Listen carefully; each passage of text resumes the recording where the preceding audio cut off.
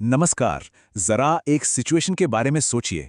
कोई छोटा मोटा अपराध होता है और पुलिस किसी से उनका नाम पूछती है, और अगर वो शख्स मना कर दे तो क्या उसे गिरफ्तार किया जा सकता है? आज हम भारतीय नागरिक सुरक्षा संहिता यानी बीएनएसएस की धारा 39 के जरिए इसी पेचीदा सवाल को समझने की कोशिश करेंगे। तो सवाल यही उठता है, पुलिस को अपना नाम बताने से मना करना, क्या ये एक छोटा सा कदम किसी को सच में मुश्किल में डाल सकता है? चलिए, इस आम लेकिन बेहद जरूरी सवाल की परतें खोलते हैं। अच्छा, तो सबसे पहले ये समझना होगा कि ये असंज्ञेय अपराध या नॉन कॉग्निजेबल ऑफेंस आखिर होता क्या है।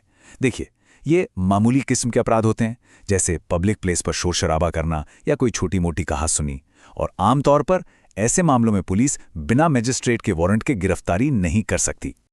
तो सीधा सा नियम ये है, मामूली अपराधों के लिए पुलिस को अरेस्ट करने के लिए वारंट चाहिए ही चाहिए।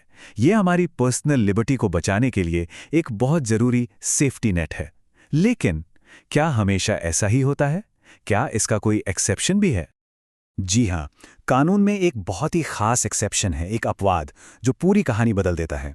ये एक छोटी सी कानूनी डिटेल है जिसके नतीजे काफ़ी बड़े हो सकते हैं। आइए देखते हैं कि ये क्या है। और ये एक्सेप्शन हमें मिलता है बीएनएसएस के सेक्शन 39 में। ये धारा पूरी तरह से उसी एक सिचुएशन के बारे में बात करती है जब कोई अपना नाम और पता बताने से इनकार कर दे। चलिए जरा और करीब से जानते हैं इस जरूरी कानून को। तो पुलिस ऐसा कब कर सकती है? इसके लिए दो बातें एक साथ होनी जरूरी हैं। पहली, अपराध पुलिस की मौजूदगी में हुआ हो, और दूसरी कि वो व्यक्ति या तो अपनी डिटेल देने से मना कर दे या फिर कोई गलत जानकारी दे। ये दोनों शर्तें जब पूरी होती हैं तभी ये सेक्शन लागू होता है। और ये बहुत बहुत जरूरी है। इस गिरफ्तारी का मकसद किसी को सजा देना बिल्कुल नहीं है। इसका सिर्फ और सिर्फ एक ही मकसद है, उस व्यक्ति की सही पहचान पता करना। मतलब यहां पुलिस की पावर बहुत लिमिटेड है, और ये एक बेहद अहम बात है। तो एक बार पहचान कंफर्म हो गई, फिर क्या? प्रोसेस काफी सीधा है। पहला स्टेप, सही नाम और पता चल जाता है। दूसरा स्टेप, उस व्यक्ति को छोड़ दिया जाता है। और तीसरा, उनसे एक बॉन्ड भरवाया जाता है कि अगर जरूरत पड़ी तो वो मजिस्ट्रेट के सामने हाजिर होंगे। बस इतना ही।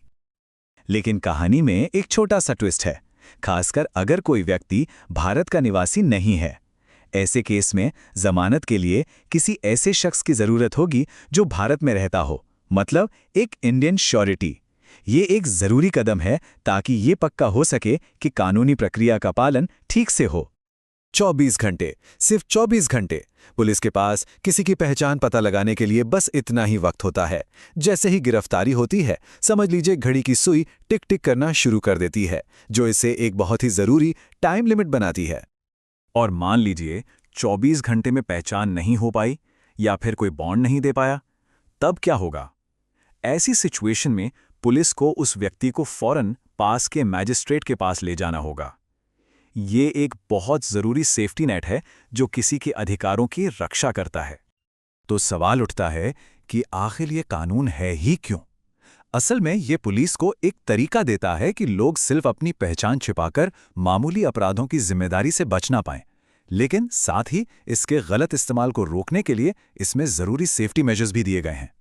तो चलिए फटाफट से रिकैप कर लेते हैं।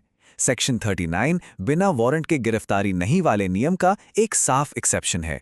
ये पुलिस को सिर्फ पहचान पता करने के लिए गिरफ्तार करने की पावर देता है, लेकिन ये पावर लिमिटेड है, 24 घंटे की टाइम लिमिट और बॉन्ड पर रिहाई जैसे सेफगार्ड्स के साथ।